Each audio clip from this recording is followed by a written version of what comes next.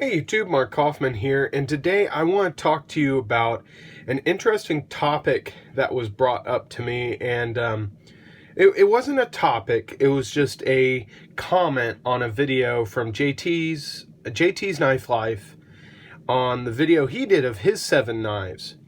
And one of his viewers, and I will put his name or his username or his link in the description here, but he asked about, well, he didn't really ask, I'm trying to collect my thoughts here. He didn't really ask this, but he said that he's having a hard time making his collection a little bit smaller. And so I'm going to bring out a few knives here. These are just going to be some pieces of eye candy. Just something that I can fiddle with, you can look at while I discuss this topic. And the topic is how to shrink your collection effectively. And that's how I am going to approach this. Now, I have 3 main things that I'm going to have here that are going to keep me a little bit on the straight and narrow path for this video, and I'm going to try to do this quickly, but excuse me. But one of the things that I found interesting is people having trouble of letting go of things and letting go of things that they have collected. Now, for me, I have personally let go of, I want to say, okay, wait, Black Standard, Black Tanto, Rex 45. Yeah, I've let go 3 of these, okay? This is my 4th. And I feel incredibly blessed that I'm able to even have a 4th one of these. But it may be hard to, and I've got some, there we go, got some gunk on this thing. It may be hard to let go of something like this, even this one here. And the thing that I found interesting is it can be very simple or it can be very hard. We want to buy these things so we can either have, like Benchmade, status or use. Some people see Benchmade as a status symbol, and then some people see it as a tool of use. Now, the first topic I'm going to talk about is use. How are you using your knife? And how do you intend the knife to perform under your use? Now, for me, all 3 of these could be considered hard use folders. This one's a little more luxurious, I would feel. The adornments on this one compared to these are a little more of a luxurious set of adornments versus G10 and steel. This one is titanium, steel, and G10. But you need to think about how you're using the knife, and is it something that's going to perform under your use. Now, if you are going to go with, oh boy, I don't really have anything here, but let's say we're going to go with this really cheapy Benchmark, okay? And this is going to be in a video I'm doing upcoming, but this is a very, very cheap knife, okay? It's a slip joint, surprisingly so. And this here is a small knife, and let's say this is a Shura-Gurov, okay? We're going to envision this as a Shura-Gurov, and if you don't know what that is, you can go and Google it. It's a Russian knife company. They make very expensive knives. But let's say you are using this and you are cutting up carpet, drywall, etc. You probably wouldn't want to do that with a Shura-Gurov. Now, why do you have it then if you're not going to use it? Then you have it because of its value, and that'll be the 3rd part that I talk about. But that's obviously not being used. So you can get rid of knives that you are not using. You know, that's one of the things I did, is I laid out all of my knives in my collection and I said, am I using these knives? are the knives that I have here knives that I use? And I'm not even saying hard, heavy-duty knives like this. I'm just saying, do I even use it to open up an envelope? Do I use it to do anything? And if I didn't use it, I got rid of it. I put that in a pile and I got rid of it. How I got rid of it? You know, I sold a lot of my collection in knife lots. Okay, I found that to be easier. I was able to get practically... I lost, at the end of the bottom line, I lost about 8% of my total value. So I got some money back, but I dropped it down just because the person I was working with wanted to buy them all. And so I was able to sell a lot of my knives, but I did it in a way that you may not want to do that. So you can sit on the sale and you can sit on it and think about it, but I wanted everything gone fast. I needed it gone fast, because for me, letting go of something like this, I would regret it and I wouldn't sell it. So I needed to do it quickly. So that was the use, okay? So if you use it, keep it. If you don't use it, and you can even say, have I carried it or used it in the past month? If not, gone. So time, okay? Time.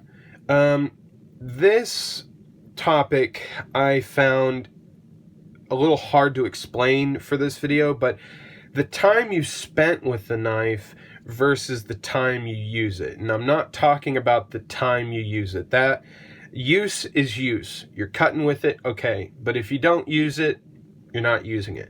Time is how much time have you had this knife?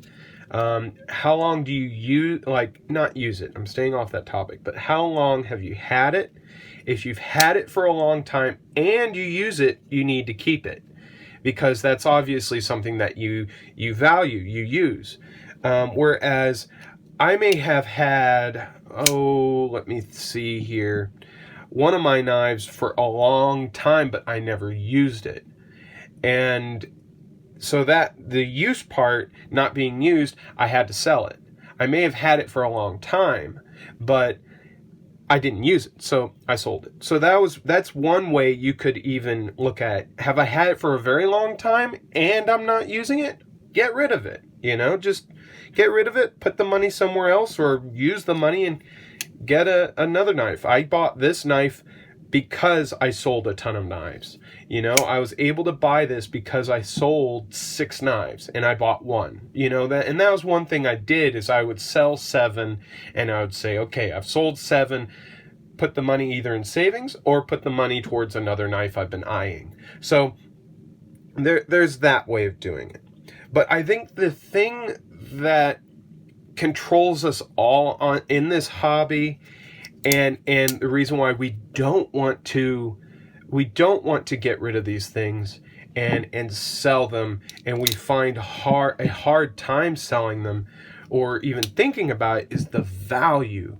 And the value that we've placed upon these knives, the society that we are in has placed on these knives, the value that we have put on these knives or in these knives, or the value we want out of these knives. And that can be very, very hard for people to say, I know this is a $200 knife and I am wanting $200 back. So they haven't sold it, but they don't use it. It's like a safe queen for them. So, I mean, if you're not using it and you're holding it for a long time and it's got a lot of value, drop it by $30 and get some money back for it. You know, get rid of some of the stuff that you have and you're not using. You haven't used it in a long time, or you've had it a long time. And then the value, there's a lot of money sitting here. I mean, I think these are about $180, but I'm just going to round it out. I've got $600 worth of knives here. And I feel extremely blessed that I'm able to have even 3 knives of this value, but a few others. But let's say I'm not using them, and I've had them for a very short period of time.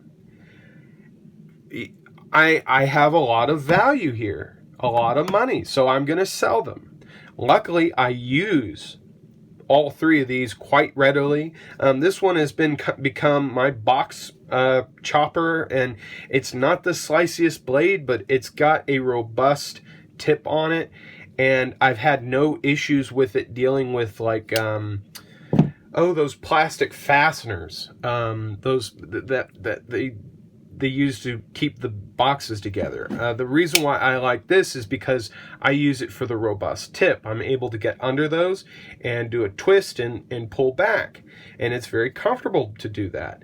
And so I use it for that. Then this one I've used in some construction.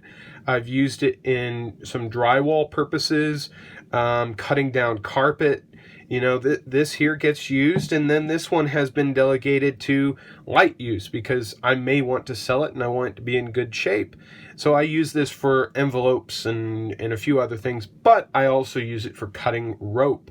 So it not too hard of use. These are a little more abused, but they are used.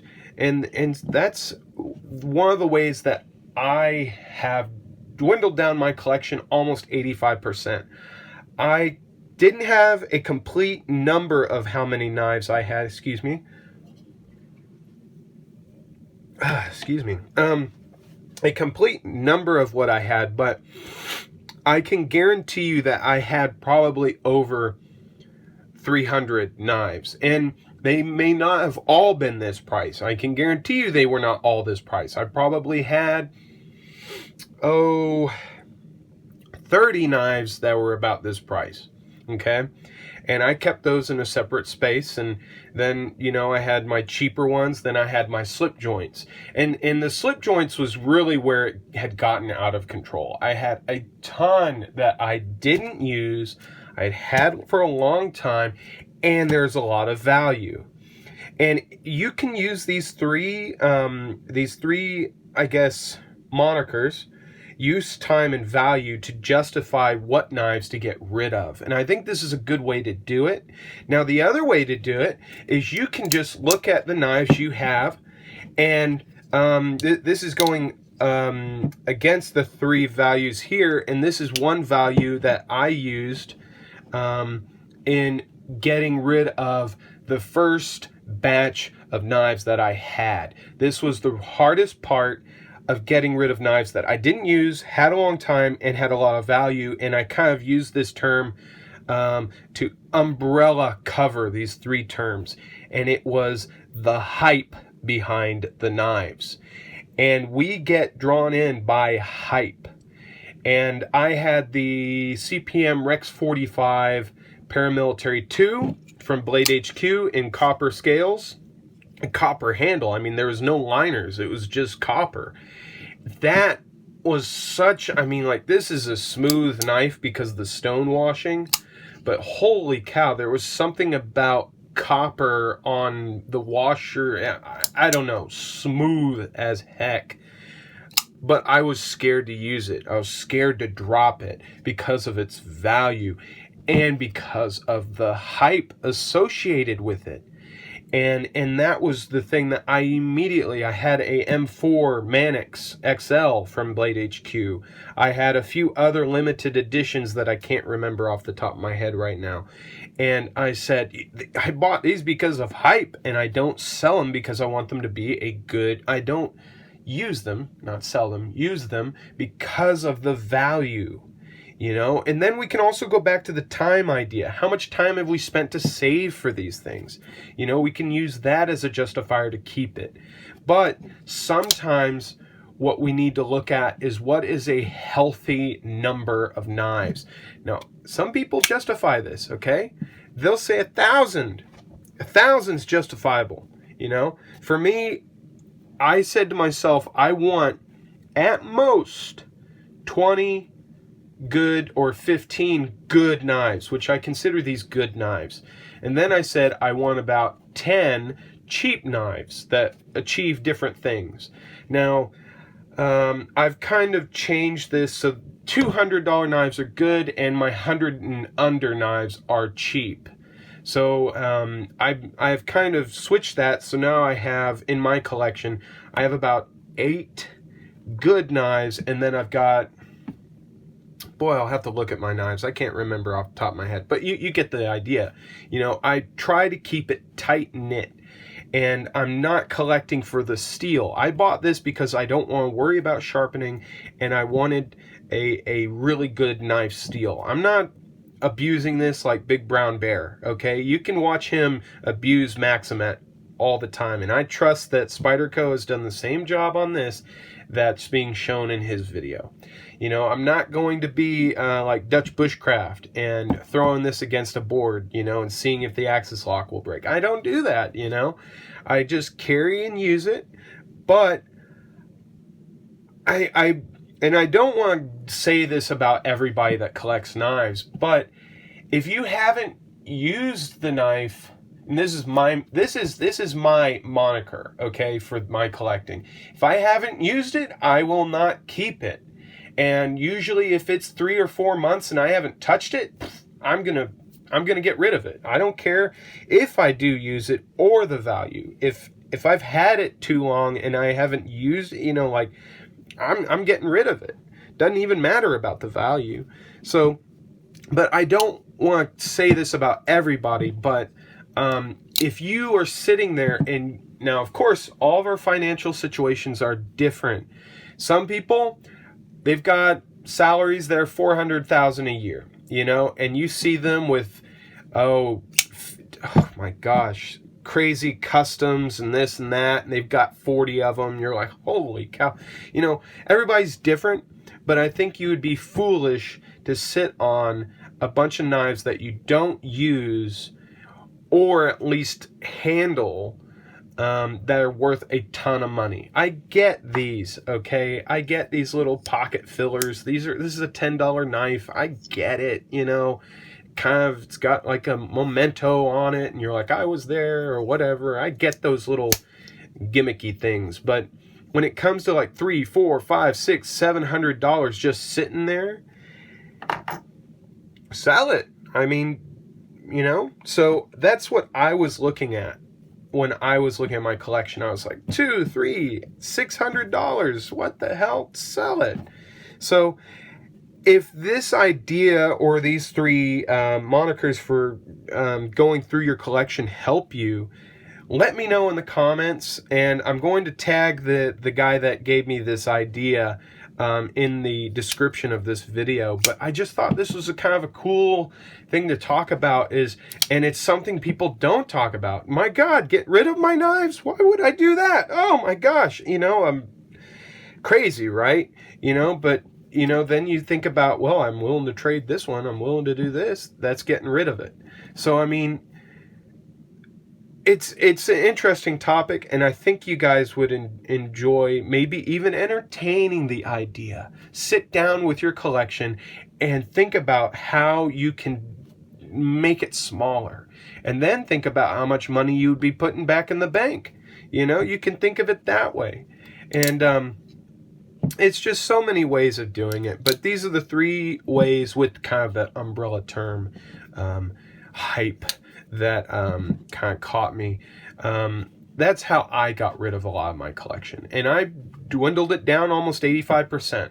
So if you guys enjoyed this video, let me know in the comments, and I'd love to hear how you guys have drowned down your collection a little bit. So thank you guys so much for joining me for this video. I hope you enjoyed it, and I hope you have a great day or night wherever you may be.